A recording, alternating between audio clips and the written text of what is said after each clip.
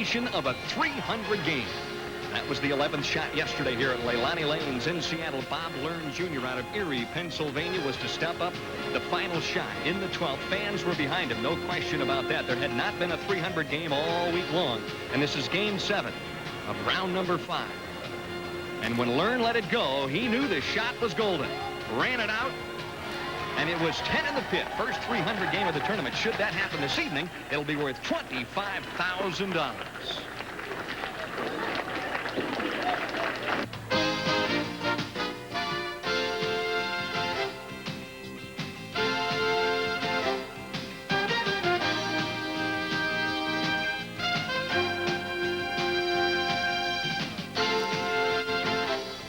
ESPN, the Total Sports Network, in conjunction with the Professional Bowlers Association, tonight brings you the $120,000 Ebonite Firebolt Open.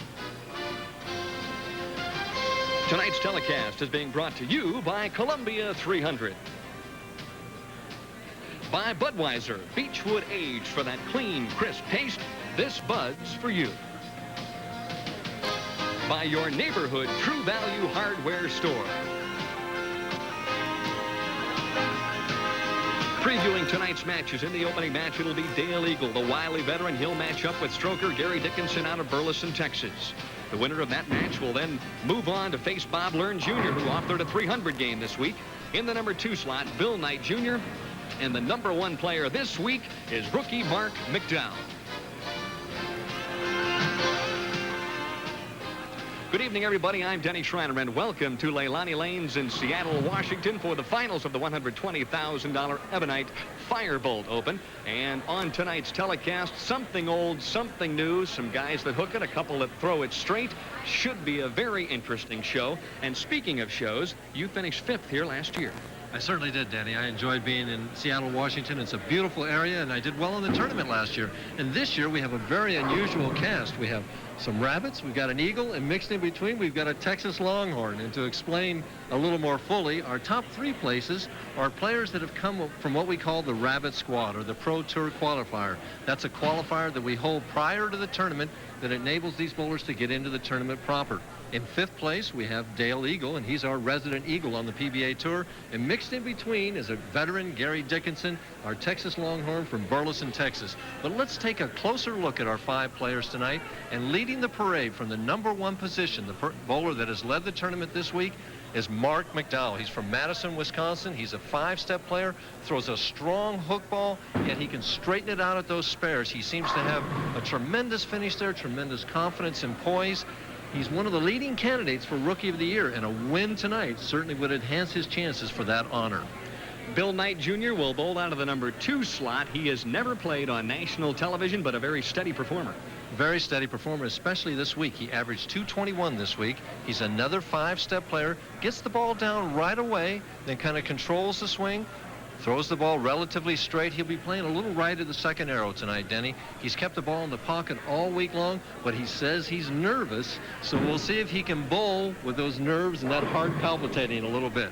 Bob Learn Jr., Mike Durbin, is a home run hitter. He is going to try and throw nothing but strikes, and when he gets lined up, he can do that. He certainly can throw a lot of strikes, as we saw just a little bit earlier. And Bob probably throws the biggest hook of any of our players on the telecast tonight.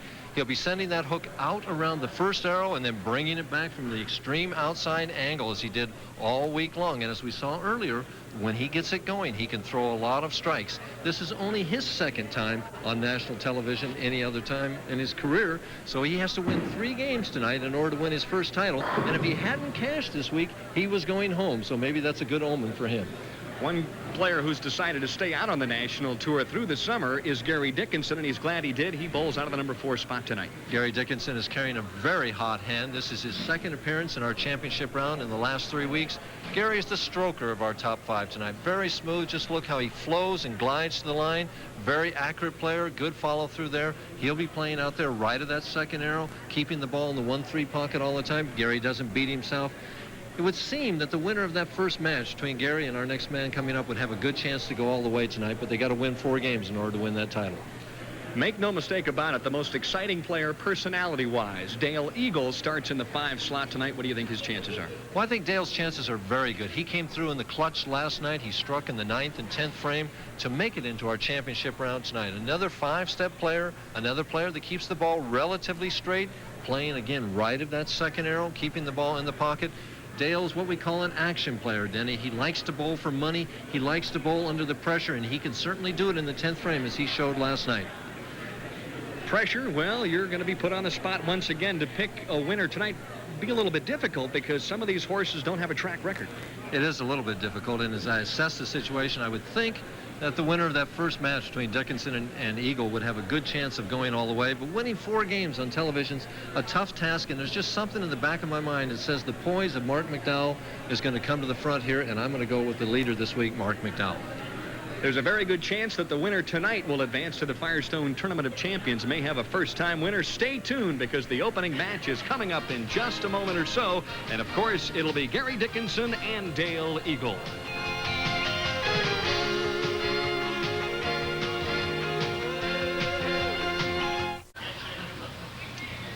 Couple of old warriors there. I shouldn't say old, with Mike Durbin sitting next to me. Dale Eagle and Gary Dickinson, they bowled each other a few times in match play through the years. Well, they are both 40 years old or better. You know, Eagle's at that magic 40 number, and Dickinson's 43. They bowled each other. I bowled both these guys a number of times. And both of these guys can strike under the pressure. Opening shot. Eagle on lane 27. Last night, position round game. Jim Stefanich was in the number 5 spot at that point. Dale Eagle trailed him by 23 pins and had to beat him to win the match. Struck out in the 9th and the 10th to close the door on Jim Stefanich. And the interesting part about that was that Stefanich had started the game with 4 in a row. Eagle was behind the whole game until the final ball. 6'4" Gary Dickinson stretches out with his first offering, and we were all tied after the opening frame. Both players playing right around the 8th or 9th board, Denny. And it appears, just sitting back and watching the players practice on 27 and 8 here, that 28 wants to finish a little bit more, and 27 just seems to hold a little bit more. In other words, it just doesn't quite drive as much on 27 as it will on 28, although the players are playing them both very similar. Gary Dickinson out of Burleson, Texas, would like to take a 10-pin lead.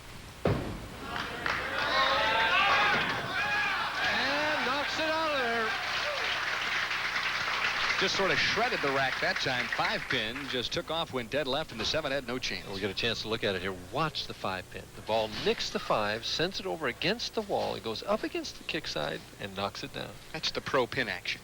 Right, that's the pro pin action.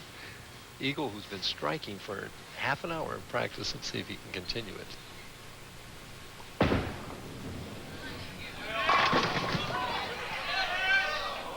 And he didn't get the message across to knock it down. The messenger came across there, but it fell a little short. Dale Eagle, now 40 years old, as Mike mentioned, has been a member of the PBA 22 years. So he joined when he was only 18. He's been very successful. Cross lane at the 10-pin. And no problem. In that 22 years, Dale Eagle, with earnings in excess of $280,000, a 2-time PBA champion, but needs a victory here tonight to become eligible once again for the Firestone Tournament of Champions. The reason for that is that there's so many new champions winning that they take precedence. When you win a title in an individual year, you take precedence over someone who was 1-2.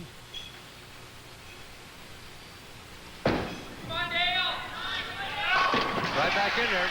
Rock solid shot that time for Dale Eagle, who averaged 215.5 for 42 games this past week. On the year, averaging just a fraction better than 203, so he has had a few problems through the winter tour.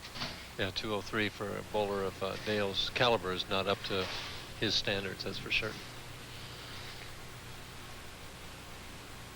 Dickinson working on 2 in a row, trying to stretch it out to 3, leads by 10.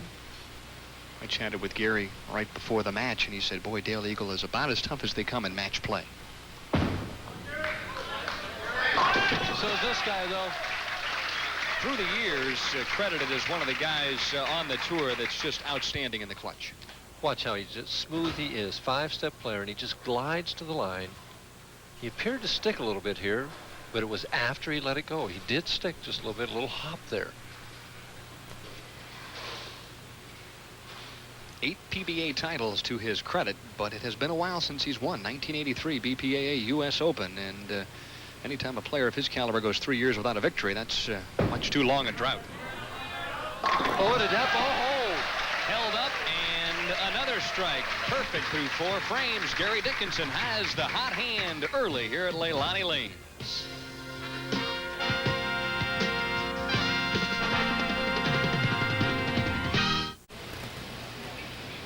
Gary Dickinson has 17 career 300 games to his credit, Mike, but if he shoots one here tonight, he collects $25,000 from the good folks at True Value Hardware Stores. Well, he's got 4, but he's got a long way to go yet. Oh, okay.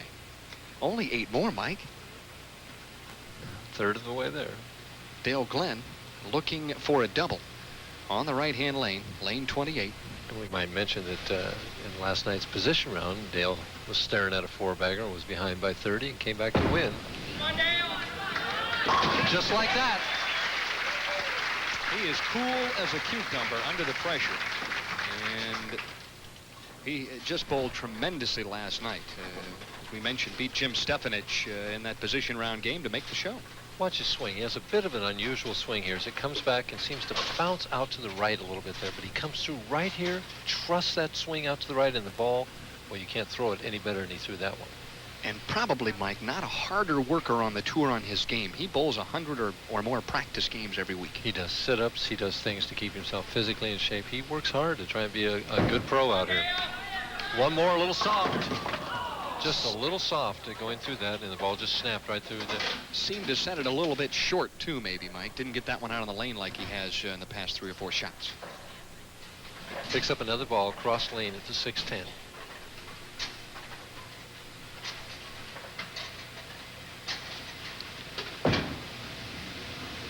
Has the spare.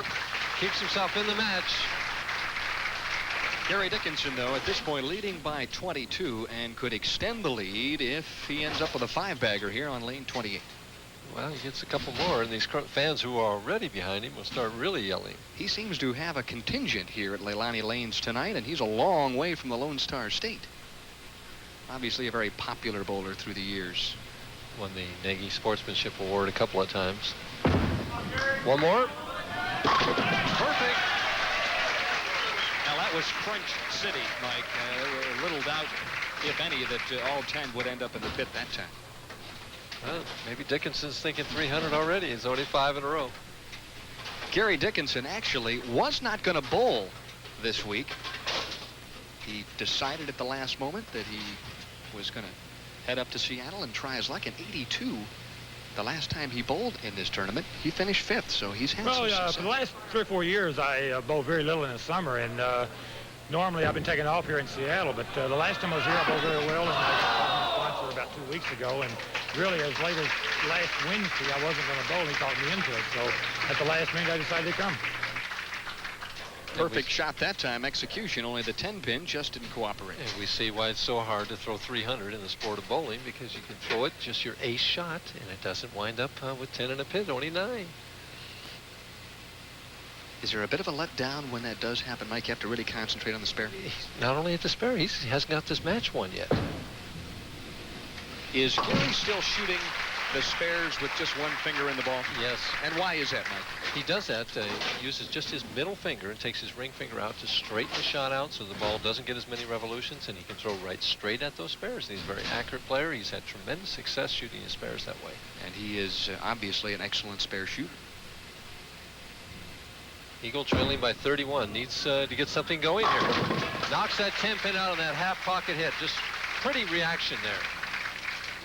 If he were a boxer, he'd be a counter puncher, because we've seen him down time and again, and he just keeps coming back, and does the things that he has to do to win. Well, right now, it's almost a must situation. We're in 7th frame. He's got to put some pressure on Dickinson. He has to strike here, in my opinion.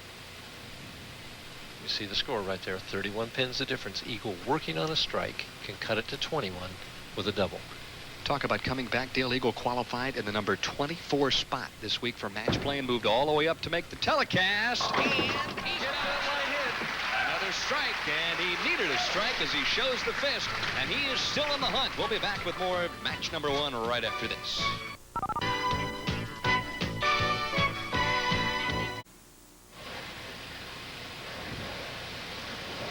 Gary Dickinson leading by 21, and it's not a comfortable lead, Mike, at this stage, because Dale Eagle, I think, is starting to zero in.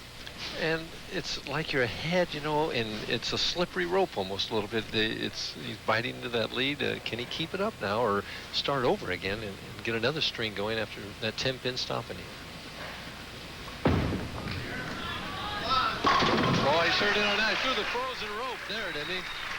Well, explain the frozen rope. I know Dick Weber used to be pretty good at that shot. Well, we were talking about a slippery rope, and that one, as we see the score right there, that a frozen rope is simply a shot where he kind of drills it to the pocket. It doesn't hook much at all, and it's just a little extra speed, and just like you said, think of a frozen rope. It's pretty straight line right to the 1-2, 1-3 pocket. Gary Dickinson averaging 237 on the TV pair during match play this week, so obviously he's enjoyed some success. That one's a little wide and not going to climb back up the hill, and Dickinson has thrown a washout on lane 27. And we mentioned that 27 was just a little bit tighter than 28, and he just never got that ball up the hill. He gave it just a little bit too much room to the right, and it misses the head pin, cuts those pins out, leaves the 1-2, 4-10, the washout. He wants to go to the left of the head pin here, Denny, and send that head pin over into the 10. It's a tough shot. I'd say, though, the pros, the odds are about 2-1 in making it.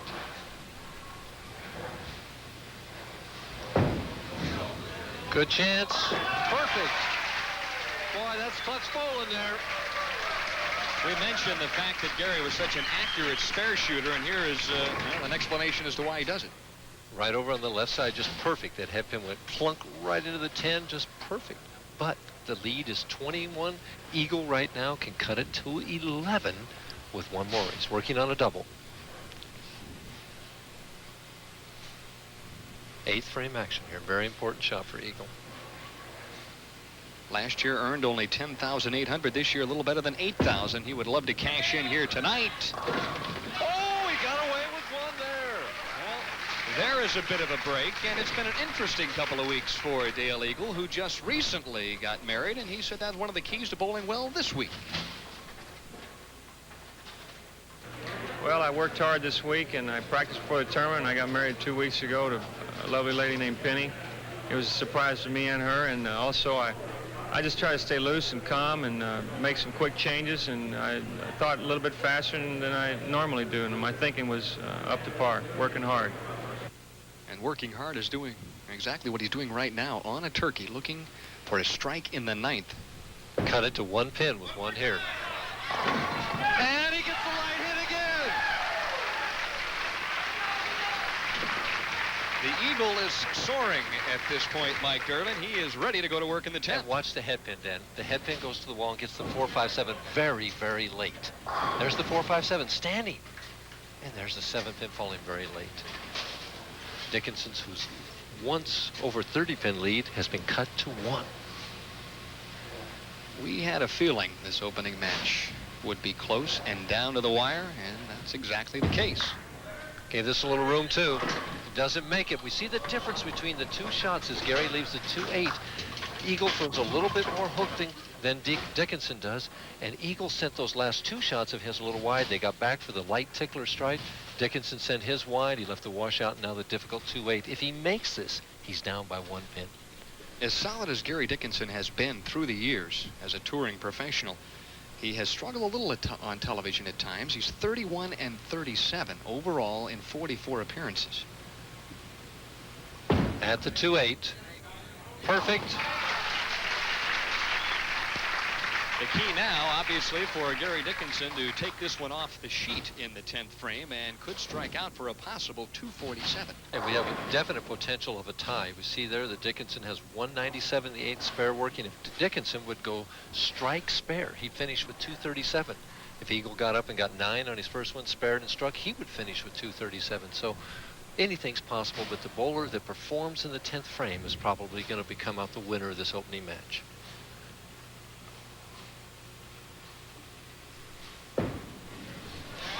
Up high, busted down, leaves the 610. That's the overcorrection. Light the last 2 times. He didn't want to go light this time. He didn't trust it, and he just kind of steered it up to the head pin. In talking with Gary before the match, he said, Denny, I've got a ball that hooks a little bit that I like and one that goes fairly straight. I said, which one are you going to use? He said, I think I'll probably go with a straight one because I feel a little more comfortable. And I wonder if he's thinking back at this point, wondering if he might have gone with a ball that hooked a little more. Covers up the spare. And now, an Eagle is so deep in concentration, he doesn't know it's the 10th frame, and that's why he's up there now. He's just discovered that it's a 10th frame. And we were talking in the car coming over, and I said, you know, that Eagle had that ability to just put himself in his own little world and with that concentration, and he has that ability. Gary Dickinson with a strike would shoot 235, which normally is good enough to win. And it still may be good enough. We don't know.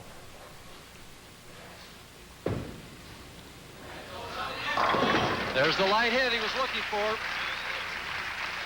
Dickinson started with a 5-bagger, then left a solid 10 in the 6th, then struck again in the 7th, but struggled a bit in the 8th and the 9th, and did not strike on the first shot in the 10th. And so obviously he's given Dale Eagle a golden opportunity. Eagle needs to fill 18 pins in the 10th frame in order to win this. Says it needs a marking count. Well, he only has 3 pins to play with, so it's not a whole lot. He's thinking strike. That's what Eagle's thinking.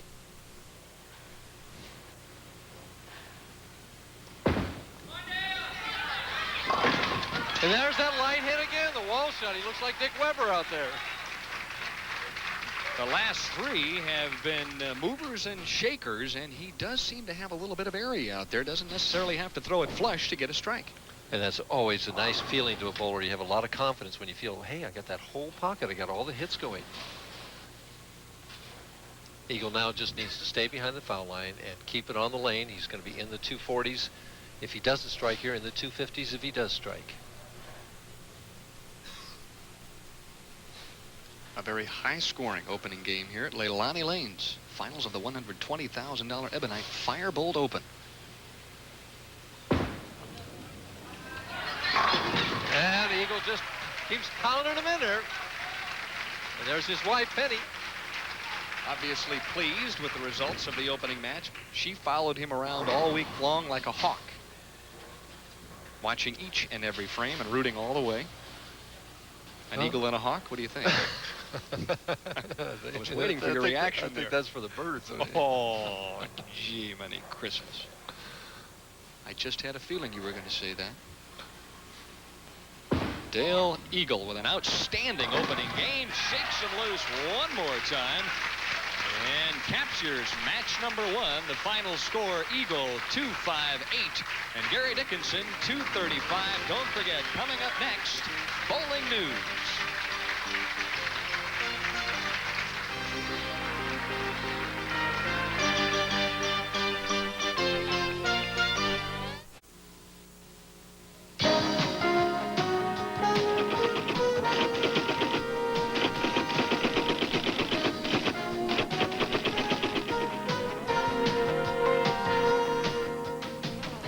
Welcome to this week's edition of Bowling News.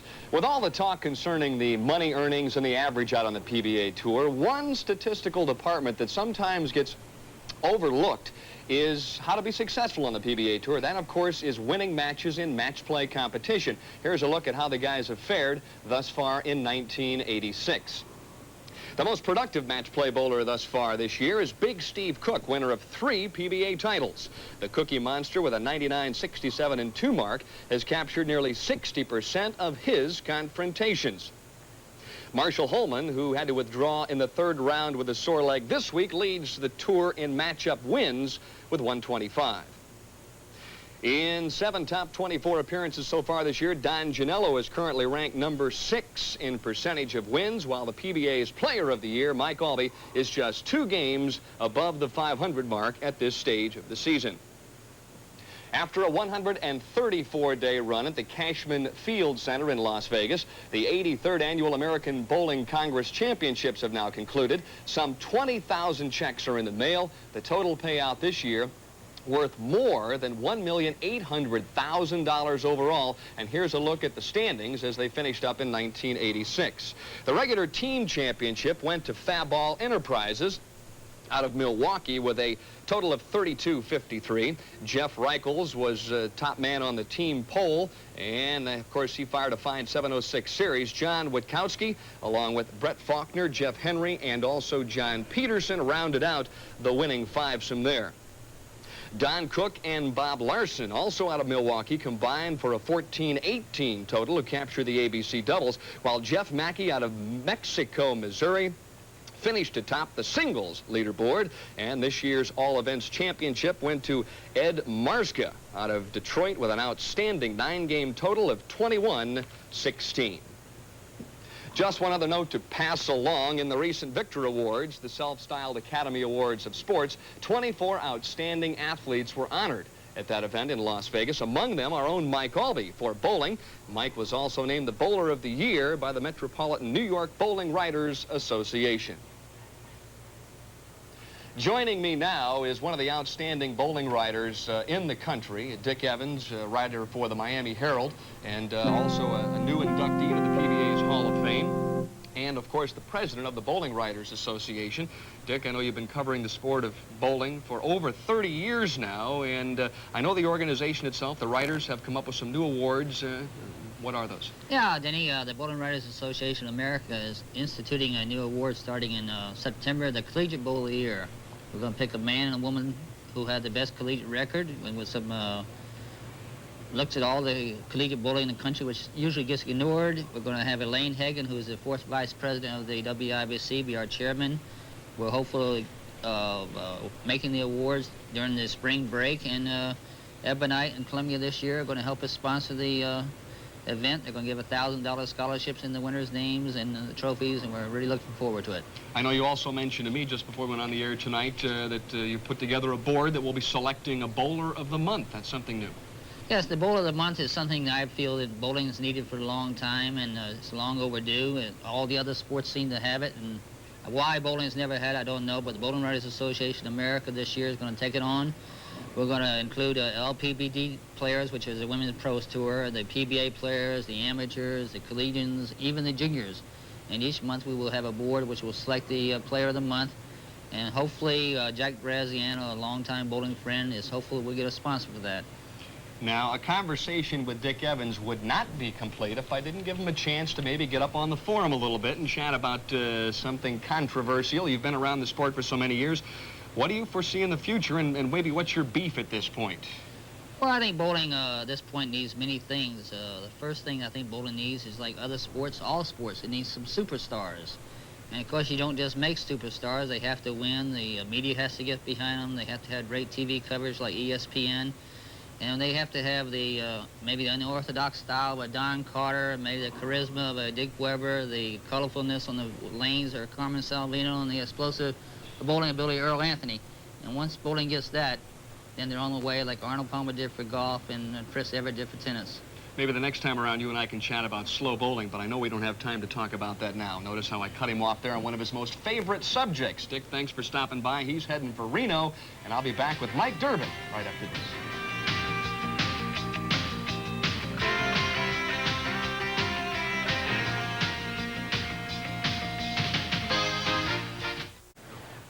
Tournament leader Marc McDowell averaged better than 223 this week, Mike, to end up in the top-seeded position, and there were a number of high games thrown at Leilani Lanes this week. There certainly were, Denny. As in any PBA tournament, there's always a number of high games, and the highlight of every week is always a 300 game, and as we saw at the top of the show, Bob Learn Jr. had a 300. A couple of other high games, Ty Dawson with 289, Tim Weisbrod with 288, a couple 280s by Baker and Jacks and Lightfoot. There were also a number of 279s that were shot by other players, as there are in every PBA tournament.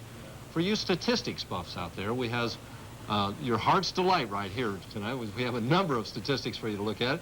Left-handed bowlers this week averaged 202.95. Right-handers a little better, 205. What you needed to cash, finish 48th in the money, was 207. Needed to make the top 24 was a 211 average this week. The best match play record was by Bill Knight Jr. He had 16 wins and 8 losses. The most games over 236 out of a possible 42 games by Gary Dickinson. And the most consecutive 200 games, Pete Weber had 15 200s in a row. Nothing ever comes easy on the PBA National Tour, and several top 20 money winners failed to to get to the pay window this week. It's been happening every week, Denny. That just shows you the talent on the PBA Tour, but we see a list here of some of the players that didn't cash.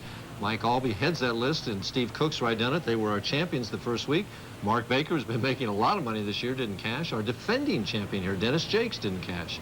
Jimmy Pritz Jr. was in our championship round here last year, and Guppy Troop failed to make money when a number of other straight shooters did make the cash and the top 24 here, Denny.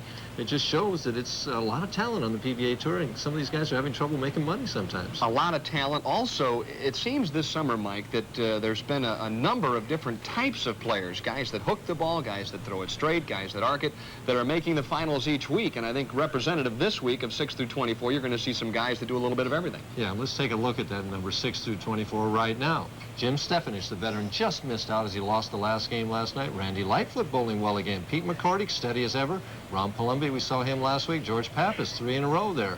Gary Skidmore in the finals. Butch Soper, Pete Weber, we see there, Jimmy Miller, Greg Damascus, Chuck Pierce, our statistician, Bob Hanley, Bobby Knipple, and Ted Hennis breaking a slump by finishing 24th here. And coming up next in an outstanding match will be Dale Eagle and Bob Learn Jr.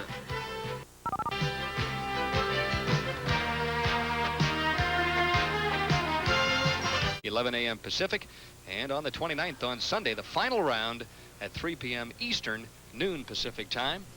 And Bob Learn Jr., 24-year-old right-hander out of Erie, Pennsylvania, opts to open up on lane 27.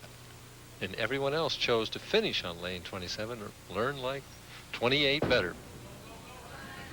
And the reason was because he was having a little trouble getting the ball to finish back hard on 27 for him.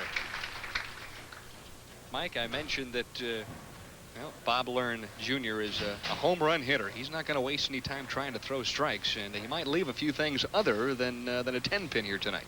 Well, you don't know always where it's going. But what I was struck here is that Eagle bowling in this match is 40 years old. Learn is 24. We got 16 years difference, and it shows you just the variety of Eagle strikes in the sport of bowling and how it's not just a young man's game, that Eagle is still highly competitive at age 40. There's not a lot of sports where that happens. Mike, how much of an edge do you rate Dale Eagle, having all the experience through the years of competing on the tour in a match like this? Well, I would rate him to have an enormous advantage, which probably negates any chances that he has at all. But I know one thing. If you strike, that's the whole key to victory on the PBA Tour. Eagle trying for a double to take a quick lead. And fails to carry his first light hit. He's been carrying all of those. That time he got more of the 5 than the wall shots that he was carrying before, and he didn't strike. This time he gets up and the ball gets the 5, and the 5 slides in front of the 7. Weakly. See, he just didn't get the drive on that ball that he wanted to make those pins dance. Makes a 7 pin on the conversion, and so he has 20 in the first. Bob Learn Jr., who told me just prior to tonight's telecast that he was very nervous, and I imagine the mouth might be a little dry at this point, even after the first strike. Well, I'll tell you, you want that when you're in this situation. What you're thinking is you want that double, and he can be thinking aggressively now, or he can be thinking negatively, thinking, well, don't pull it, don't throw it too wide. If he's thinking like that, then he's going to have trouble. He's thinking all right, though, I'll tell you. He is a powerhouse. He will definitely cut it loose, and he did shoot a 300 this week. Now watch at the bottom of the swing. He really lifts this ball. Whack! Right there. Out on the lane, not short at all. Travels out to about the 5th board, and then comes roaring back to the pocket, which is the 17th board. It's reminiscent of the shots used to throw on the tour. Yeah, sure. My ball acted just like that. Trying for 3 in a row. Light. Doesn't get the 7 pin. Sounds like that ball is rumbling just a little bit, doesn't it, Dan? It might be nicking the thumb hole, or maybe rolling over the label on the ball like Houston did last week. He sure made it work, didn't he? Now, I watched Bob through almost the entire match play portion of this week's tournament and never heard the ball roll over the thumb hole. Why is he changing now? Well, it may not be intentional. It's just sometimes under the pressure, it gets a little harder to get that thumb out of the ball clean. At the 7 pin, no problem. A solid spare effort.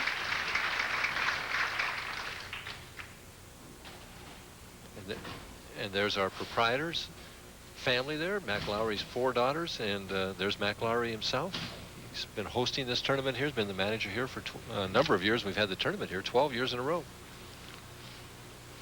Seattle, one of the oldest stops on the summer tour. This is the 24th consecutive year that the pros have bowled in Seattle. That says a lot for itself. And as you mentioned, 12 here at Leilani Lanes. Dale Eagle trying to shake loose that 4-pin. And this television pair, interesting through the years, Mike Durbin. Back in 1976, Paul Caldwell captured the PBA National Championship here and threw a gutter ball in the process. Well, the situation, I remember that very well, as I just missed the show that particular year. And he was bowling Dave Davis, and he got up in the 10th frame. He was working on a strike, a single strike, and if he struck, he would win the match. Well, he got nervous. He didn't hit his ankle or anything. He was playing out around the 7th point, and he just threw it right in the channel. But he got himself back together. That was the worst possible thing that could happen. And he struck for the spare, and then he struck to tie the match and wound up winning it in roll-off. I don't know if I could do that. Had a chance to chat with Paul and Hall of Famer Wayne Zahn at the doubles in Las Vegas a couple of weeks ago. Both guys look great, and both guys look forward to bowling in Tucson in a couple of weeks. Well, that's their home territory. Dale Eagle back on course with a big strike on lane 27 in the 4th, and it looks like he's beginning to get lined up once again. He won the opening match. Back with more after this.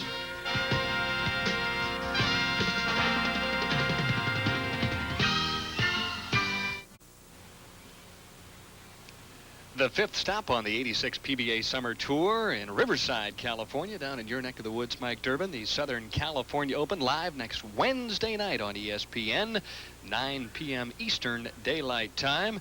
But this evening, let's turn our attention to the little guy. That's a Tiki Trophy, and that is a trophy that goes to the winner this evening, bowling ball in hand. That's certainly an unusual trophy. Do you think he throws a full roller, Mike, or semi-spinner?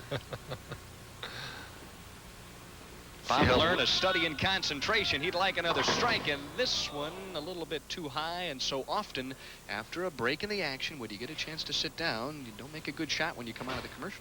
Well, he was pacing around. Bob looks uptight. He just looks nervous. He needs just to get himself going, to get a couple strikes here, just to loosen up, even though he's ahead in the match. Yearly earnings, just a fraction more than $2,000. In 1986, and he bowled basically the entire winter tour, so it's not been a good 86, but you could recoup a lot of that with a victory here this evening. Well, you can if you're single, and he's single, so. That's one of the big keys as well, huh? He needs to just loosen up, get that ball off his hand a little bit cleaner. He's ahead in the match by about 8 pins. Bowled brilliantly last night. Won his last 5 matches to secure his position on the telecast this evening. He is more than capable. His best shot of the match right there. Seemed to be much more in control of what he wanted to accomplish that time, Mike. Very solid shot. Very solid. He got it out wide, got around the ball very nicely that time, and it finished strong. Eagle, though, can take the lead with a double on lane 28. And Eagle right now, I look at him, he just seems to exude confidence. I just think that he feels that he's going to win.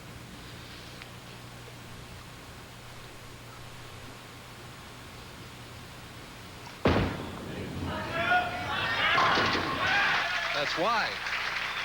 He knows that he's got a good ball reaction. He knows he's throwing it well. And he knows that the players he's competing against are inexperienced. And watch his arm swing. Comes back here. A little bit of an unusual move at the top of that swing. Kind of bounces out, but he brings it back in close to his ankle at the finish. Right over about that 8th board. Where he has been playing most of the week here at Leilani Lanes. All he's done is change balls. We see the scoreboard there. Eagle working on a double, head by 2, can increase it to 12 with 1 more on lane 27.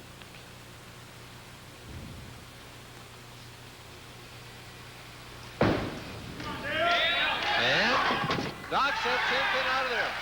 And I might comment, I talked about him changing balls. As we see, watch the 6 pin, second from the right. As it goes to the sideboard, comes back and just nudges out the 10. And again, to comment further on why he changes balls, is sometimes the lanes change from morning to night. You want to get a different reaction, and a different bowling ball gives you that reaction.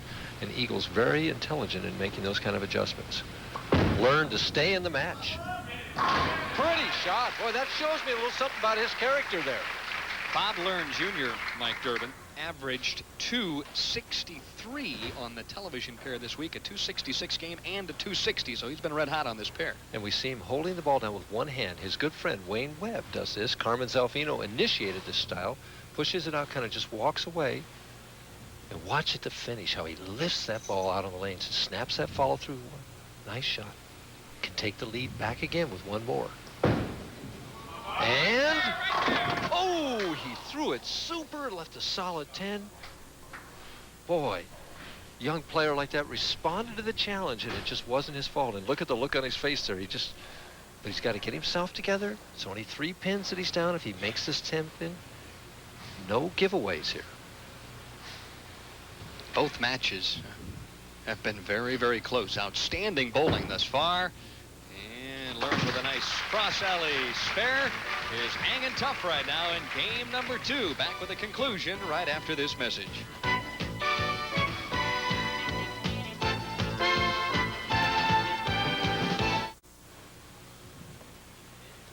We talk so often, Mike, about how well a player bowls on the national telecast. Now, it's been 2 years since Dale Eagle has made a show, and yet tonight he's responded beautifully. It's amazing, you know. He hasn't been in this situation in over 2 years. You can react to a number of different ways. He could be pressing, but he's relaxed and confident. It's written all over his body English.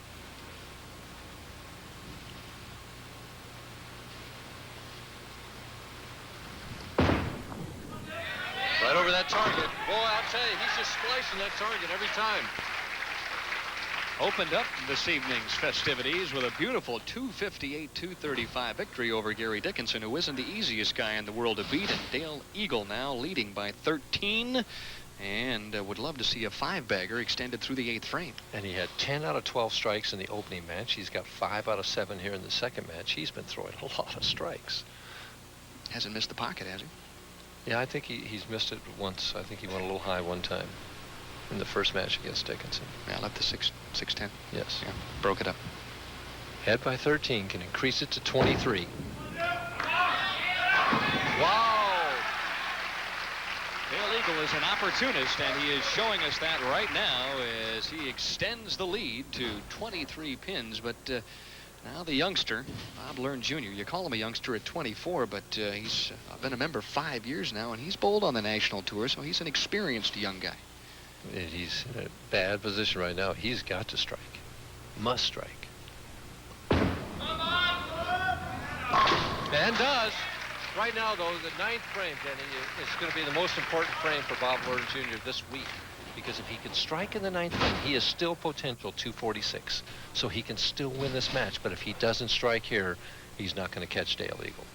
Bob was under a lot of pressure this week financially, was out on his own money this summer, and told me that if he hadn't made the finals this week, he was going to have to pack it up and go home. So obviously now, no matter where he finishes, he'll bowl the rest of the summer tour. To stay in the match. Light. And carry. He didn't throw that one as well as he did the one in the 7th frame, but that one struck. Never say die, an Eagles lead now trimmed to just 13 pins. But Dale Eagle, as Mike just alluded to, with 10 strikes in the first game and a bushel basket full here in game number 2, is obviously well lined up on both lanes, 27 and 28. And he's striking. I mean, he's... Yeah, it's one thing to hit the pocket. It's another to knock them all down.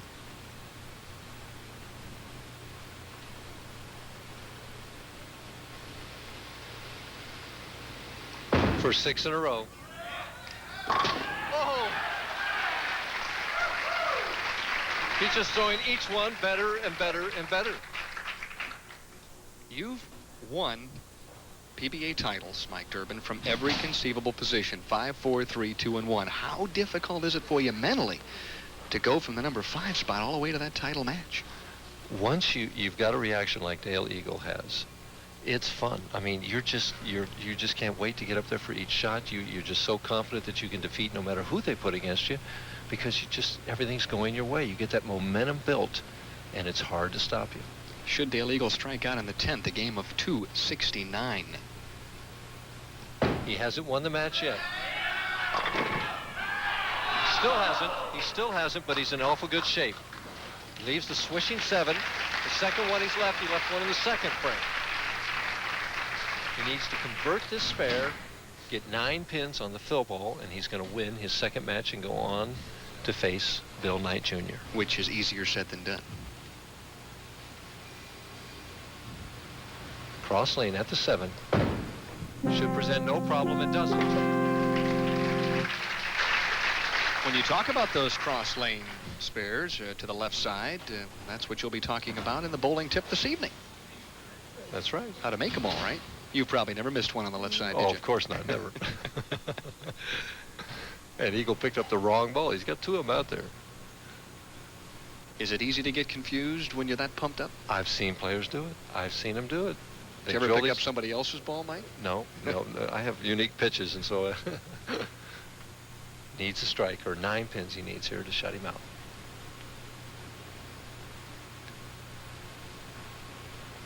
A little high.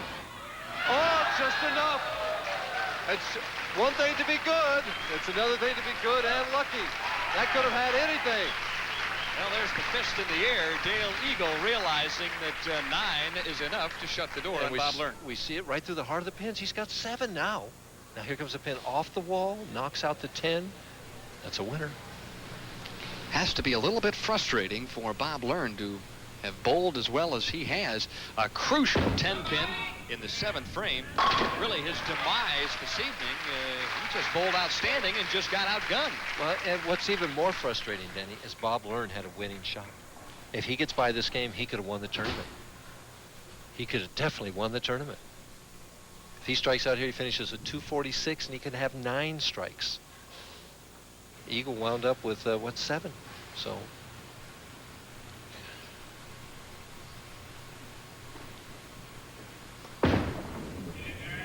one more. Oh. That 10-pin he left back in the 7th frame is a big shot. You would think that 246 would be more than enough to advance in the championship finals. It's just not good enough here tonight. And it's interesting. Eagle has not had any cakewalks. They've had 230, 240 shot at him, and he's won both matches.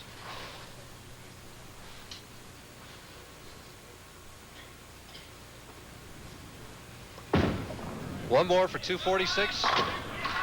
And 9 strikes, but it's not enough. Bob Learn will take home a check for $7,000, but the final score, Dale Eagle 247, Bob Learn Jr. 246. Back with more right after this.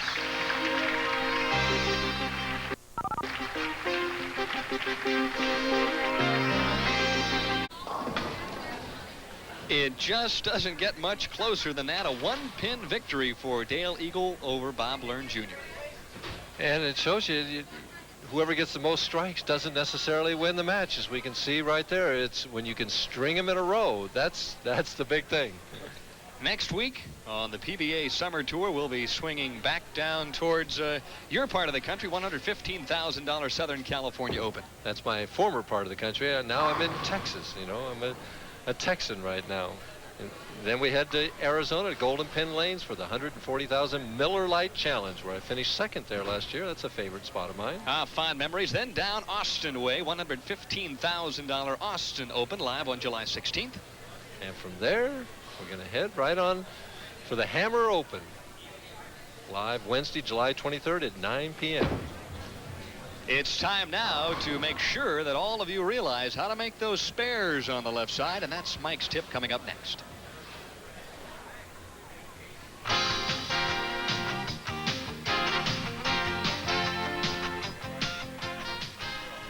The last few weeks, we've learned how to make spares on the right side of the lane, and we've used the 3rd arrow as our target.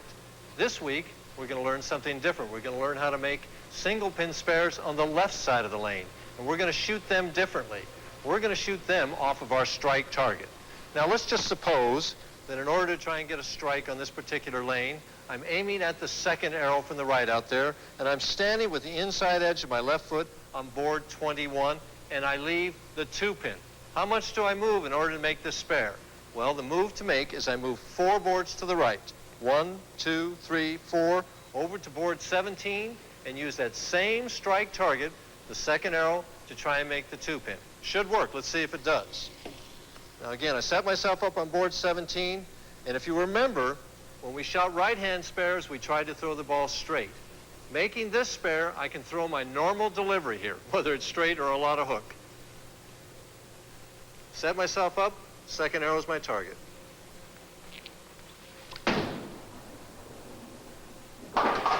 And I made it dead center.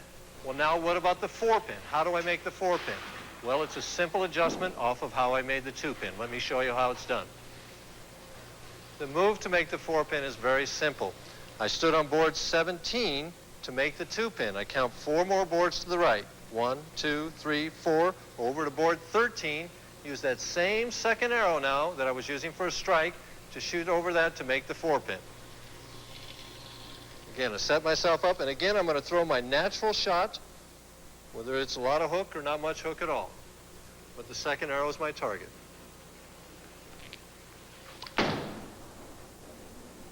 And make it dead center also. Now, 1 more is left, and that's the 7-pin. That's a pin that scares a lot of people because it's in the far left-hand corner, but it's really not that difficult. Let me show you how. In order to make the 7-pin, it's a simple adjustment of what I've already done. You remember, in order to make the 2, we were on board 17. In order to make the 4, we were on board 13. Now, in order to make the 7, we move 4 more boards right. 1, 2, 3, 4. That takes us over to board 9, and I'm going to use that same second arrow in order to make the 7-pin. And again, this follows our basic rule that we gave a few weeks ago that spares on the left, I want to move right. Here we go. Again, I'm going to throw my natural delivery, not try and throw it straight on purpose like at the right side spares.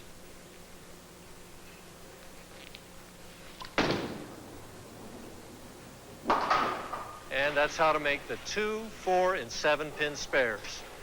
Remember, get the negative idea out of your mind that making a single pin spare is more difficult than making 8 pins in a group. It really isn't. Next week, though, we are going to cover some pins in a group, the 2, 4, 5, and its combinations. We'll see you next week.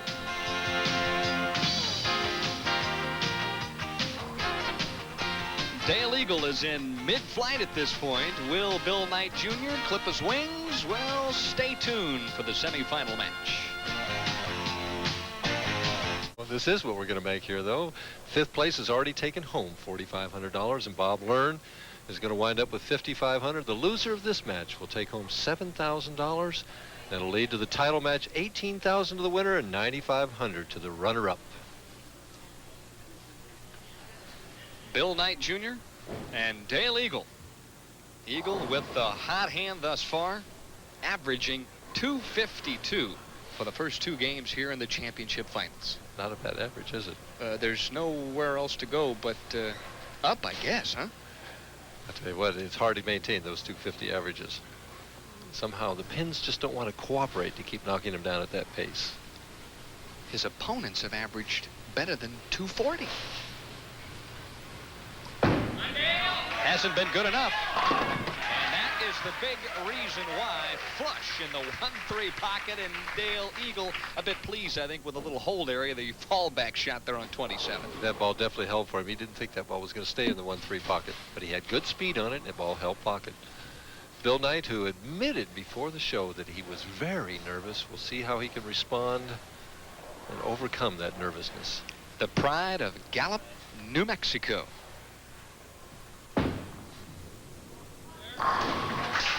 I'll tell you, these guys, they say they're nervous, they just come out throwing strikes. Nerves of steel. Last night, Bill told me that if he got 4 hours sleep, that was stretching. He was dreaming of this very moment. The first shot on national television to strike, well, that's what it's all about. And he struck all week long. Look at his average on the television pair, 236.5, solid. It would be a big boost to his morale to be able to double right here. Light. Breaks it down, only the 5-pin. You know, not too bad. He just gave it too much room. It's that I don't want to go high type shot. Has an easy spare, but against eagle, spares aren't going to win tonight, I don't think. Mike, do you remember what went through your mind when you first bowled on national television? Oh, I sure do. I bowled It was Nelson. pure shock, wasn't Yeah, it? I bowled Nelson Burton Jr. He's playing one lane, the first arrow, the other the fourth arrow, and he started with 6 in a row at me. Oh, boy, I'll bet that was a treat. Did you win? No, I lost by about 80. Yeah, but you remembered it. That's the important thing. A spare up in the second frame for Billy Knight Jr. Dale Eagle will right himself and get set here on lane 28. He has been a striking machine here at Leilani Lanes this evening. Ironically, the only other time I bowled Nelson Burton Jr. in my career, I bowled him in Tucson in 1982, I think it was. He was the leader of the tournament and got wrapped to death, and I edged him out for the title. Sweet revenge. This guy just got, I'll tell you, you talk about 300s, he's got a double. The way he's been striking, he's possible anything. His concentration level, would you say, Mike, that that's probably his strongest asset? Yeah, I would think that's, plus his willingness to work hard. Dale is just not afraid to get out there and practice. He says he practices 100 games a week, and he does. That's not just a figure he puts down there on the paper. This guy is always practicing. And again, he picked up the wrong ball. Wonder if he's been doing that all night long. Oh, yeah, switching balls. When you're as hot as he is right now, you could probably strike with just about anything. Let's see if that disturbs his concentration a little bit there. Dale Eagle, before the telecast this evening, practiced for about a half hour, 45 minutes at the other end of the bowling center just to get loose. For 3. No way.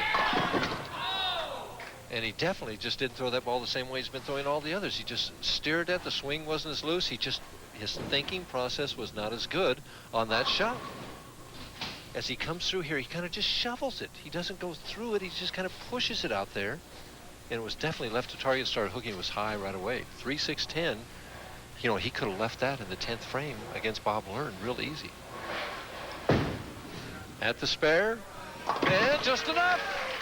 Up on his toes, but managed to convert the 3-pin spare and leads by 7 now as Billy Knight Jr., who struck on his opening shot on 28, would really enjoy another strike here at this point, just to right himself, get settled a little bit. Eagle showed that he's human. He's not a machine out there. Billy coming in light. That blows him out of there. Big shot coming up for him now, confidence-wise. He was light the first time on this left lane. He picked a finish on this left lane. He knows the left lane holds a little bit more. A double right now, and he can go into that commercial break with a 3-pin lead. Billy Knight Jr. capable of shooting big numbers. As a matter of fact, he put together the biggest block of the tournament, averaging 242, and his father watched him all week long, and his mom got a chance to fly in for the show this evening.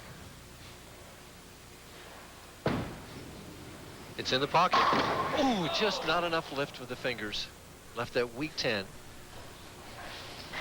In averaging 242 in round number 5, Mike, he also won 7 of 8 matches, won 12 of 16 on Tuesday, and that's really what put him in the number 2 slot here this week. He says, PBA Tour, it's hard. Says who? Guess what? This is his first.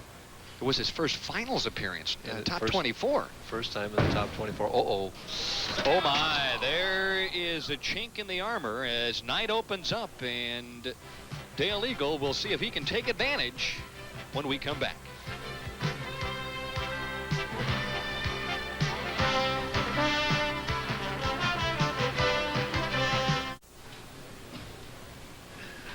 Some of the past winners here at Leilani Lanes. Dennis Jakes last year, Don Gianello in '84. Charlie Tapp won in '83. I remember '82. Tommy Hudson struck out to beat Bob Hanley in 1982. Jeff Moran beat my good friend Larry Lobb back in '81. Dave Beckman was a local favorite. And, of course, Marshall Holman is from this area of the country. Won in 1979. Dale Eagle, who opened the semifinal match with a double, and then really threw probably his worst shot of the night in the 3rd frame. But he's up by 19 in total command, really, as early as the 4th frame.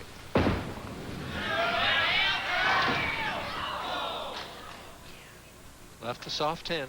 Ball just didn't drive the way it has been. Mike, psychologically, after Billy Knight missed the 1-pin spare in the 4th. Was Dale Eagle really trying to put the clamp on him and maybe strike in that frame? That's the aggressive attitude of any champion on the PBA Tour. When your opponent's down, you can't have any mercy. You want to stomp on him right then and there. It's nothing personal. It's just the fact that you're out there trying to win those matches, to win the tournament, to win dollars. Dale Eagle bowling now out of Lake Havasu City, Arizona. 5 foot 10 inches tall, 175 pounds, and as Mike mentioned, I think in game number 1, in excellent physical condition.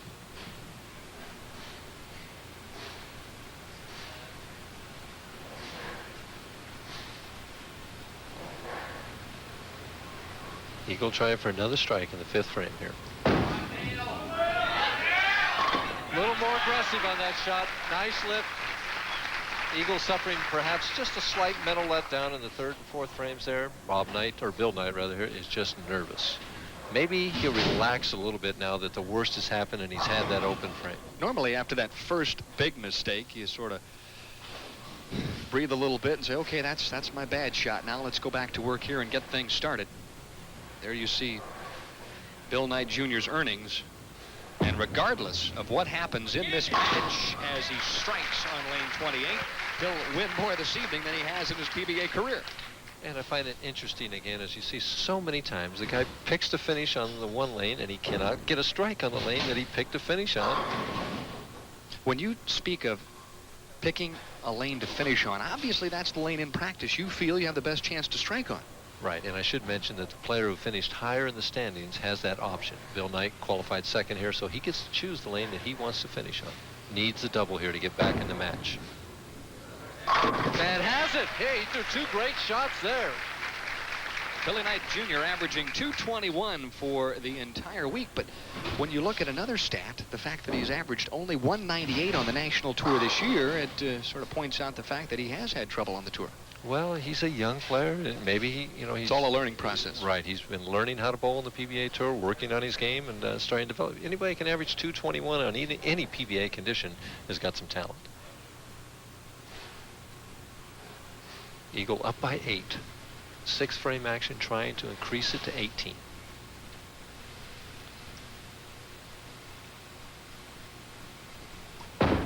Gave it room.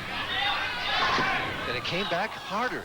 We're getting an effect here that is happening on lane 28 here, that he's thrown a little wide and the ball's driving back even harder. It could be caused by the lights. So we see the ball drive up here and leave the 4-pin. Explain that. What do you mean by the lights, Mike? You mean the lanes are beginning to dry out a little more? Yes, I think it could be either from the lights that we use for the television show here, or it could be just from the fact that the bowlers are bowling a lot in that one area of the lane, causing it to dry out a little bit. Dale Eagle has just bowled superbly here this evening. Beat Gary Dickinson in the opening game, 258-235. Bounced right back and edged Bob Learn Jr., 247-246. And he finds himself leading by 8 as he lines up on the left-hand lane in the 7th frame, but Billy Knight Jr. is working on a double.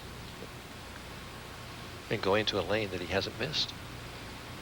Better shot. I was going to say a better reaction, except for a wiggling 8-pin that decided not to become part of the stack. And I think we're going to see the ball hits the 8-pin here. It chops the 5 off the 8. No, it was the 5-pin that nicked that 8-pin and didn't knock it over. The game is tough enough, Mike. When you throw it like that, you've got to find an X, and Dale Eagle will just have to sit down and come back the next time on lane 27 and throw the same shot back with the conclusion right after this.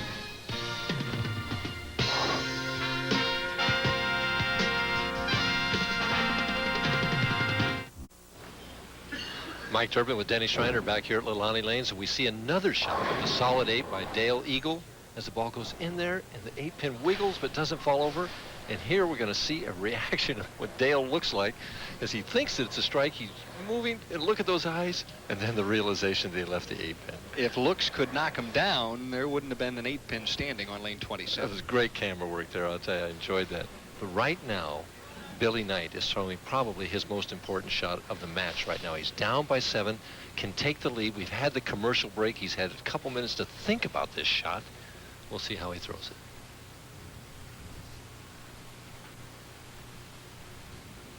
it. Pulled it. And left only the 4-pin. It could have been worse. He didn't throw it well, but he threw it hard. At least he kept good speed on the ball and kept it in the 1-3 pocket. Looked like he realized that he yanked that a little bit right from the get-go. Watch him here. He doesn't get out of the thumb clean. Ball kind of bounces out here, and it's left of target, and he just kind of just spit it off his hand. And the ball, because he didn't get out of it clean, at least held the pocket. Knocks down the 4-pin, though, and covers the spare. We'll try and regroup and strike on the left-hand lane. As I mentioned, the pride of Gallup, New Mexico. And I talked to Billy right before the show tonight. I said, well, did you talk to anybody back there? He said, yeah, I think all 14,000 in Gallup will be watching this evening. We do have ESPN. We do have cable out where we live. Threw a much better shot at the spare. See if he can relax now and make a good shot here in the 8th frame on lane 27.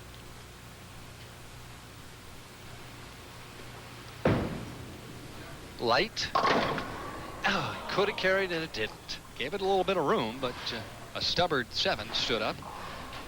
Bill's dad owns a bowling center. I might mention the only bowling center in Gallup, New Mexico, and that's where obviously he grew up, and, learned to bowl, and very well indeed.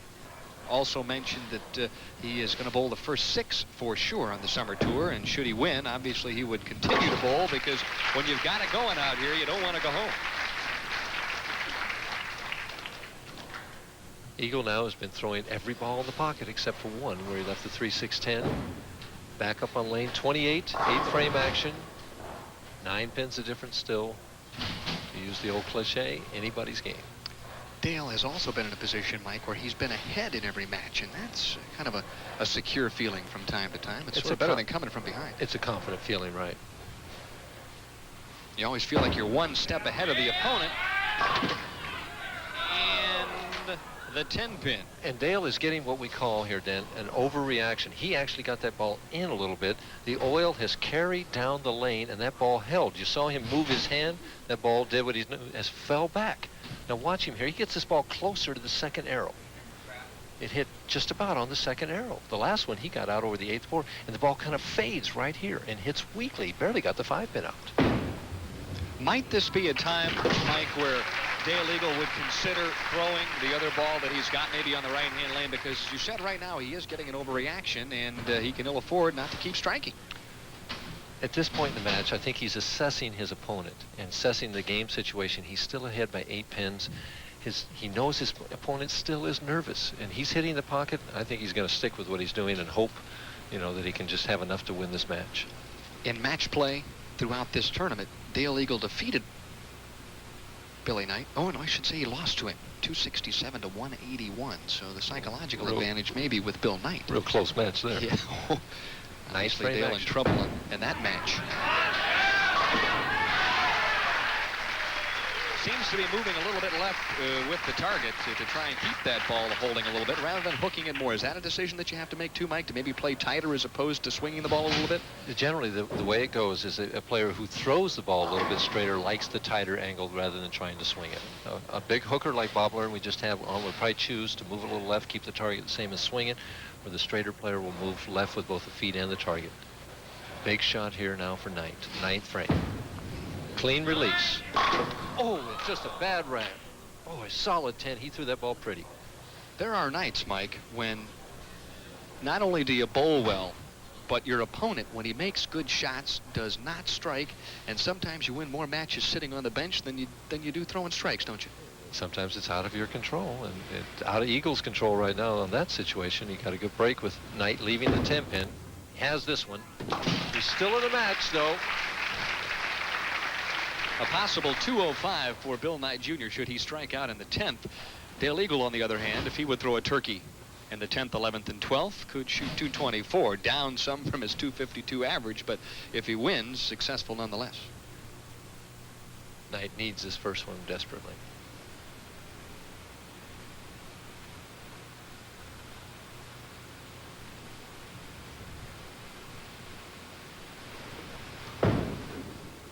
Light. And gets that light hit, the one he did not carry in the 8th frame. That keeps him in the match, and that makes Eagle Marc, no matter what. 7 pin's the last one to go. Let's see what hits it. The head pin goes to the wall. You see it. It comes back. It hits the 4, and the head pin turns and got both the 4 and the 7. That pin action is unbelievable. And the pros put those fingers in the balls, and the equipment is so good these days that the reaction is unbelievable when they get the pins. To take the lead.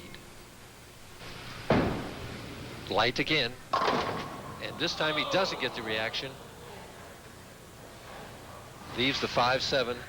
What he's going to have to do here is go for 1 to finish with 194. The ball deflects off here. Watch it deflect to the right. And the head pin goes to the wall. The ball doesn't get the 5. 4, 5, 7 standing there, and instead of getting them all, 2 of them stand. Looks like he's going for the conversion. Oh, bad mistake there. Although it's still enough. He makes him mark. If Eagle would open, Eagle would finish with 192 if he would open in this. So in that situation, it wasn't a bad. Eagle, who has not had an open frame yet, needs only to mark here to move on to the title match. He has been as solid as a rock, with the exception of a couple of shots. Has already won 2 matches and is looking to notch number 3. Gives it plenty of room, and it comes back, and it is a strike. Mike Durbin, he has just delivered in the clutch as his new wife looks on, and very, very happy with what's transpired thus far this evening. And brings to mind that final game last night where he got a strike in the 9th and all 3 in the 10th to edge out Jim Stefanich, and that could mean his 3rd title to himself and back in the Tournament of Champions, as he has to get by Marc McDowell in the next match. One thing is for sure, somebody will be headed to the Firestone, whether it's McDowell or Dale Eagle. Somebody that wasn't there last year, right? Mike, in the fill situation now for Dale Eagle. Is he looking around a little bit, maybe making some minor adjustments with this shot, considering it doesn't make any difference? Might he be looking for a different line for the final game? He may have found just an intangible thing with those first 2 strikes in the 10th frame. Just something, and maybe how he held the ball or how he positioned it. He is maybe making a minor move with his feet here as an experiment on the 12th shot.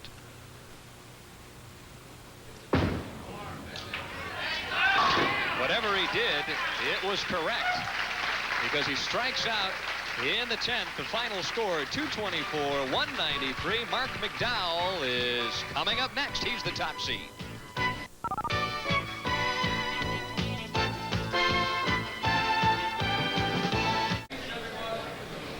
Dale Eagle with his 3rd match firmly in hand, a 224-193 victory over Bill Knight Jr. He'll move on to the title match here in the $120,000 Ebonite Firebolt Open against rookie Marc McDowell, a player who is very, very talented, outstanding collegiate record. And what's interesting here, getting back to bowling away from wrestling, is that Marc McDowell has changed his angle of attack from what he bowled all week long. And he's moving out closer to where Eagle is playing. Only he's throwing a lot more hook than Eagle is. How many times, Mike Durbin, did you go throughout an entire week and lead a tournament and get to the championship finals and have to rearrange your line? Did it happen often? I didn't lead that many, Dan. Oh, you were evading the question, but I'll let you get away with it at this point. This is the title match, though, for $18,000 and a trip back to the Firestone Tournament of Champions for Dale Eagle, a first-time try for the rookie Marc McDowell. Well, I'll tell you what, I really like his attitude, though. I mean, to come out and change at this point shows that he really has an open mind and that he's going to be a winner, if not now, some other time. And Eagle, maybe thinking about Firestone a little bit there. Pulled it right through the nose. Mike, He's only the 3-6. Explain the difference, pressure-wise, from winning, say, a semifinal match and then having to stand up in the title match. Well, you're seeking to get to that level all the way along in the other matches. Suddenly now he's where he wants to be in that title match. And that's not the goal, Dan. The goal is to win the tournament. And kicks it over. Little body English helping Dale Eagle. And Dale Eagle really has just performed admirably here this evening. A guy who qualified 24th in match play and climbed the ladder all the way up to the number 5 spot and then has continued to bowl his way right to the title match. Opening shot from Marc McDowell. He'd like to make it a good one. And that's not the way you want to start with a 2-8 to have to pick up. Well, he just kind of jerked that follow-through going up there. Marc has a very smooth approach, and he's pretty square as he gets in the line, but that one he just kind of shot it off his hand. Didn't get the good rotation, the good clean release with the fingers lifting the ball. Like you say, it's a tough spare to open up with the 2-8, especially when you throw a lot of hook like he does. This is Marc's second appearance in a championship round. He made the finals of the King Louis Open in Overland Park, Kansas this past winter. Shot it off his strike line and missed it. Opened right up, and just worst thing can happen right away. Open up with a missed spare. A young player, a very talented player, an outstanding collegiate career. Bowled for 3.5 years at West Texas State, and they have put together one of the finest bowling programs in the country. He was second-team All-American down there. Yep, 2 times. Finds himself in a bit of a bind now at the professional level, though. Sends it way wide, but gets it back. Woo! He has played aggressively all week long. Took over the lead last night about midway through the final 8 games of play and just never relinquished it. See, that ball got out to about the 3rd board. Comes back to light, and those pins didn't have a chance. And there's his reaction. Trying to get that adrenaline going.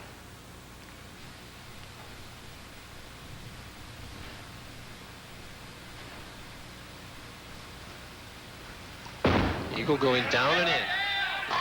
That's where he's been all night long, right in that 1-3 pocket. Dale Eagle's last victory on the tour came back in 1984, the Fairlanes Open in Baltimore. That was a very low-scoring tournament. He defeated Art Trask there to win that title, and he just outlasted everyone else. He made his spares and kept the ball close to the pocket. Since then, though, he's fallen on lean times.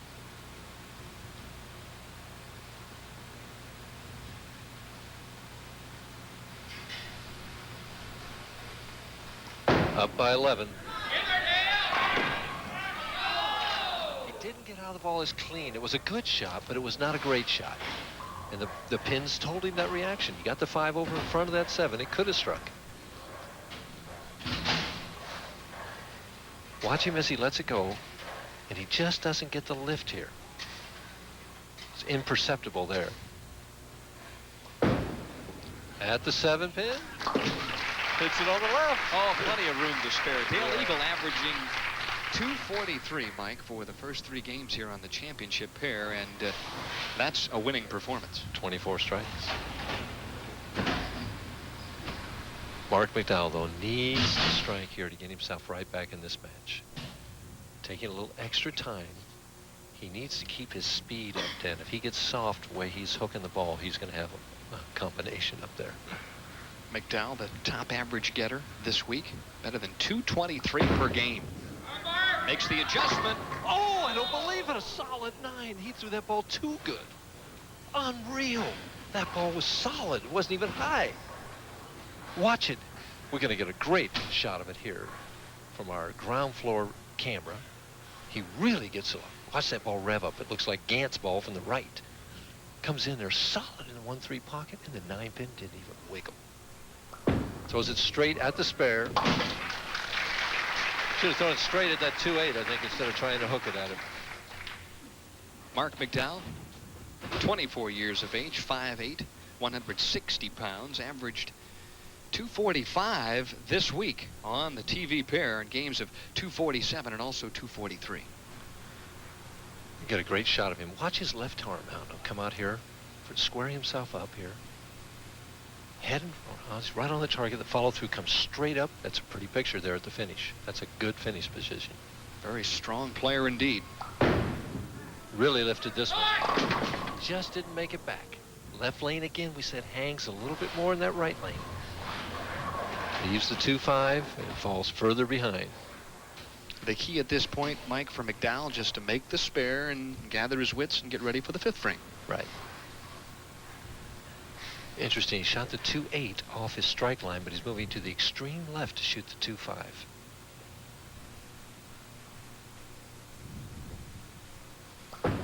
Straight at it, no hook. Makes the spare easily. breathe a little easier after that shot. He trails by 13, but this one is far from over. Back with the conclusion right after this message.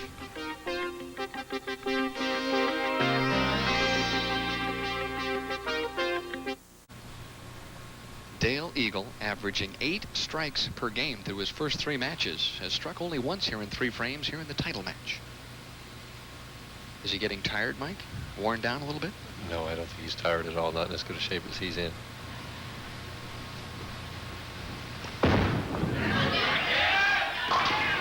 Boy, he's knocking that weak 10 out of there every time. He is slapping that 10 pin out, and that is a big key. When you throw a half-hit shot, Mike, and you can carry the 10, why, you can go anywhere from there. Oh, it just does anything to your confidence. It used to be that the light hit, when you could blow the 5, was this hit that really spurred on your confidence. Anymore with the players, I think it's that half-pocket hit. When they can carry that, boy, they know they got a winning shot. Why does it happen? What's the difference between a guy who carries the half-hit and a guy who doesn't? The difference generally is that the half-hit will tell you how you got out of that ball, whether you got out of that clean and got good lift and rotation on that ball, or whether it's just a little drag on your thumb. Dale Eagle leads by 13. Could make it 23 here with a double in the 5th.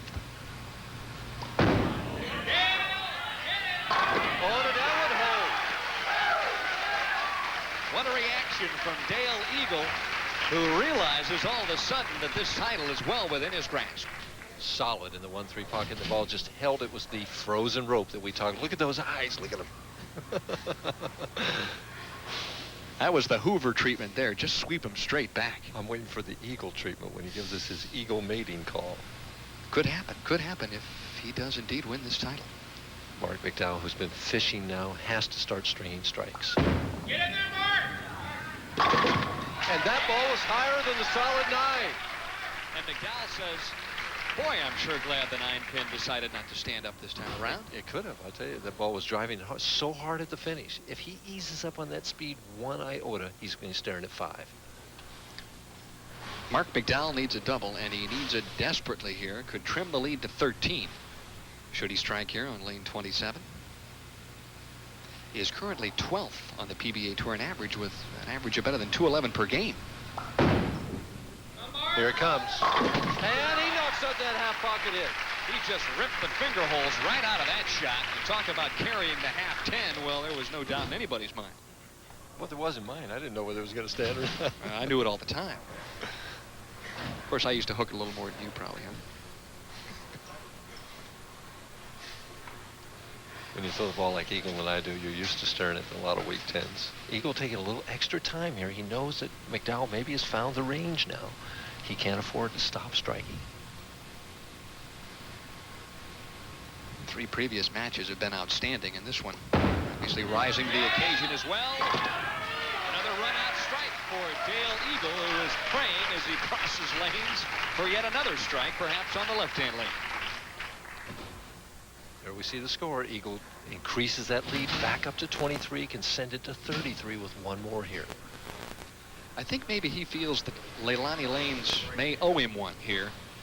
And back in 1978, he and Jay Robinson led the doubles here and lost on the television show to Mike Berlin and Jimmy Certain. And so I have a feeling at this point he would love to come back, win this title, but I think he's a little too pumped up, sat down, got himself a breath of fresh air there. Well, yeah, what's happening is the adrenaline is pumping so hard right now that his heartbeat is going so fast that he has to mentally get control of himself and try and just say, hey, calm down.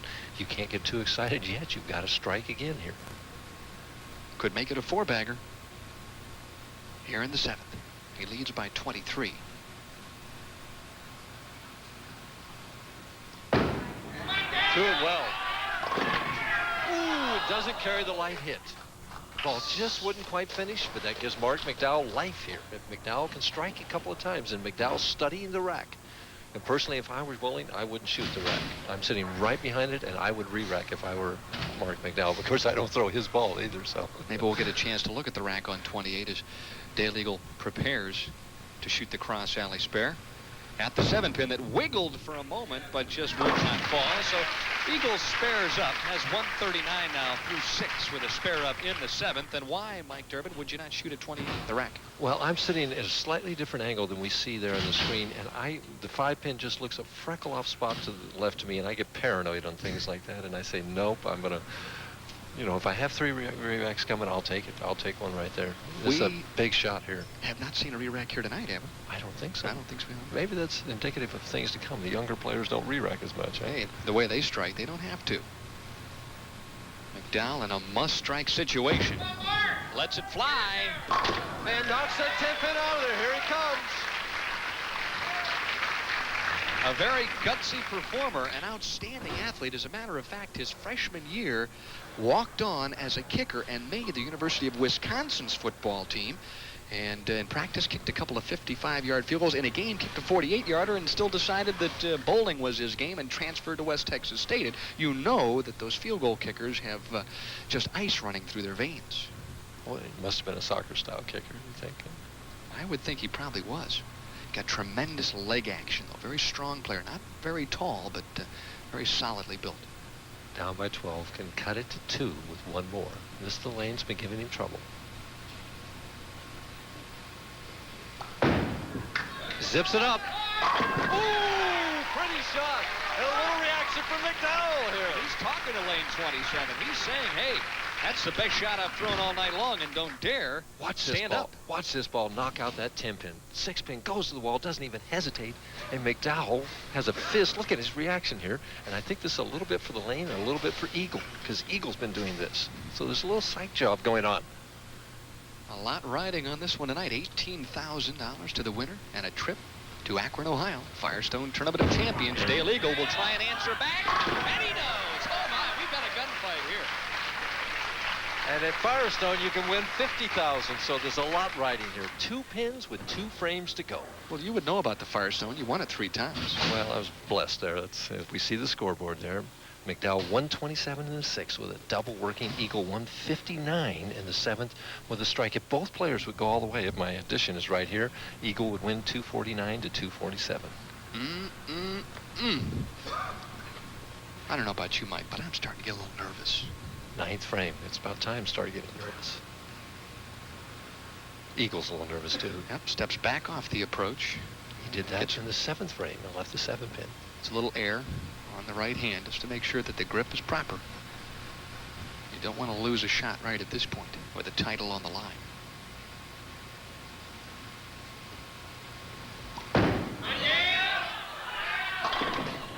Oh, he had the 410 standing for a second, and he aimed that shot. He knew it. Immediately when that ball left his hand, he was praying for maybe just the 4-pin, and he got a break there. You see it go high here, and the 410 is standing for a second. And what I want to point out here is you see what pressure does. We saw Dale Eagle perform in the 10th frame under enormous pressure last night and come through in flying colors. And the pressure is so great right then that he was unable to respond to it like he wanted to. That's when you talk about maybe just squeezing it just a little bit, trying to hang on to that ball to make sure that you make the perfect shot and you don't do what's natural. It's just hard under that kind of intense pressure. Let's see how the rookie, 24 years old, Marc McDowell here is, responds to the same kind of pressure. And this is the first time he has ever bowled for a PBA title. To take the lead in the 9th frame. He is pumping that ball away a little bit. Here it comes. The 10-pin. So we have 3-pin difference if he makes the 10-pin going into the 10th frame. Well, he threw it well. It just didn't knock out that weak 10. Came in behind the pocket somewhat. Big spare here. He cannot afford any mistakes. And he knows it. Marc McDowell, one of the leading candidates to claim PBA Rookie of the Year honors. Made 3 straight top 24 finals this past winter. Has already won better than $19,000 this year. Straight, see how he straightens that ball out. Great tip for our younger players. If they're throwing that big hook, straighten it out at those spares. He's down by 3. 179 to 176. Both players working on spares. It's the bowler that can perform in the 10th frame that's going to win. And if they both do, then Eagle will win. But we'll see. It always seems to come down to the 10th frame here on the tour, Mike. And when you live with that, it's no different than anything else. They're used to that kind of pressure. I never did get used to it, I'll tell you. Well, you did all right. You won 14 times. You had to do something right along the way. Yeah, but I didn't win too many of them in the 10th frame, I'll tell you.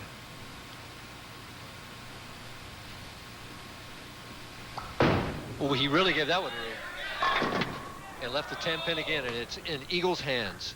He just couldn't get that one off his hand, but it came back. He got it to the pocket. Looked to me, Mike, as if Marc made two very good shots in the 9th and the 10th and just was a bit unlucky not to carry a strike. Well, he could have struck on both of them. It was in the pocket. He's got to make this spare to keep any chance that he has of winning.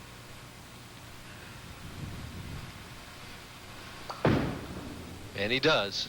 Have to be impressed with McDowell's performance, really, Mike. He has just been solid since the 5th frame. Ended up with a 4-bagger, strikes 5, 6, 7, and 8, and then a couple of 10s in the 9th and the 10th, or he really could have been in the driver's seat. And that solid 9 he left back in the 3rd frame. Right now, he'd be in the lead if he carried that. Count is still important. If he strikes on the field ball, it's 215. Just more relaxed on that one. Gives himself a little clap on his own and says, well, it was the first time I've ever bowled for a PBA title, and I think I represented myself pretty well. And Eagle throwing the most important ball he's thrown in the last 2 years right now. And I think he knows it.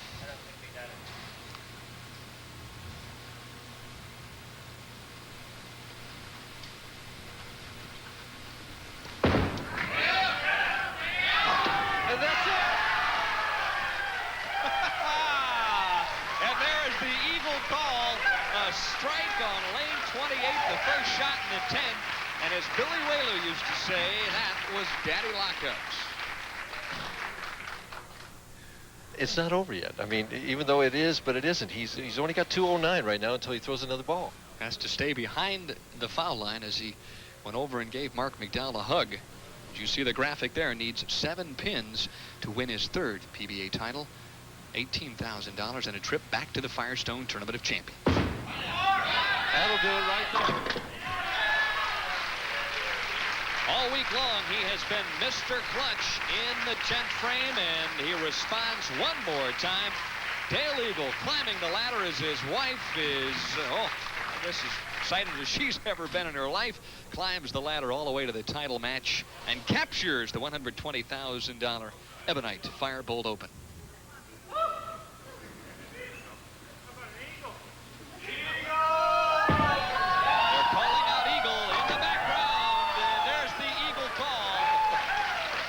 The fist in the air, the final score, 228-215, back with a winner right after this.